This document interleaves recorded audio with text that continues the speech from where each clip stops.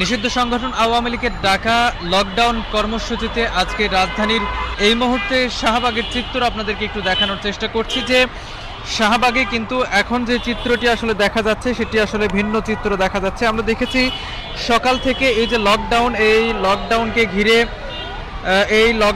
ঘিরে আসলে দেখেছি সকাল থেকেই বিভিন্ন রকমের যানবাহন সেগুলি কিন্তু আসলে বের হতে দেরি হয়েছে। বেলা গড়ানোর সঙ্গে সঙ্গে যখন আসলে মানুষ নিরাপদ মনে করেছে তখনই আসলে তারা বের হয়েছে। আমরা দেখেছি এর আগে রাজধানী কিন্তু সকালবেলা কিছুটা ফাঁকাই বলা চলে, অর্থাৎ নিত্যদিনের যেই চিত্র সেটি কিন্তু আসলে ছিল না।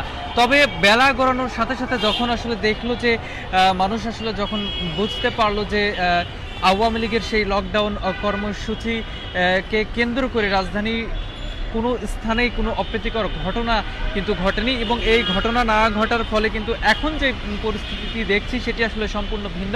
অর্থাৎ বেলা গড়ানোর এই যে শেষের সময় অর্থাৎ সন্ধ্যা নাগাদ, সন্ধ্যার পরের যে চিত্র সেটি আসলে প্রতিদিনকার মতোই চিত্র আসলে বলা চলে।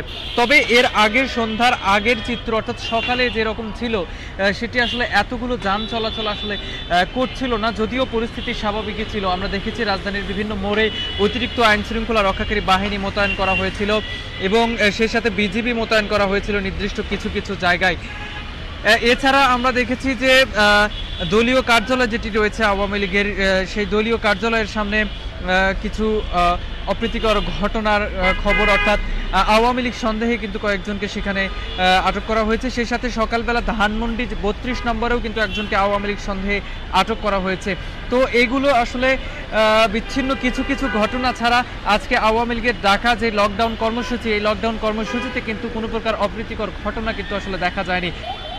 মূলত আওয়ামী লীগ কিন্তু ফেসবুক এবং তাদের যে সামাজিক যোগাযোগ মাধ্যম এগুলিতে কিন্তু ব্যাপক প্রচারণা চালিয়েছে এই যে লকডাউন কর্মসূচি, তাদের এই লকডাউন কর্মসূচিকে কেন্দ্র করে। এতে করে মানুষ কিন্তু তারা আসলে শঙ্কিত হয়েছিল এবং আতঙ্কিত হয়েছিল যে হয়তোবা কোনো অপ্রীতিকর ঘটনা ঘটবে।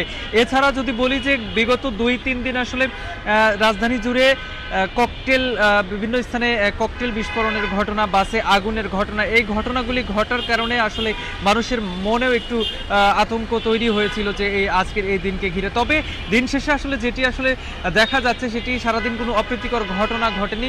সবশেষ যদি একটু আপনাদেরকে জানিয়ে রাখতে চাই, এই মুহূর্তে ক্যামেরার চোখে যেটি দেখতে পাচ্ছেন পরিস্থিতি একদমই স্বাভাবিক।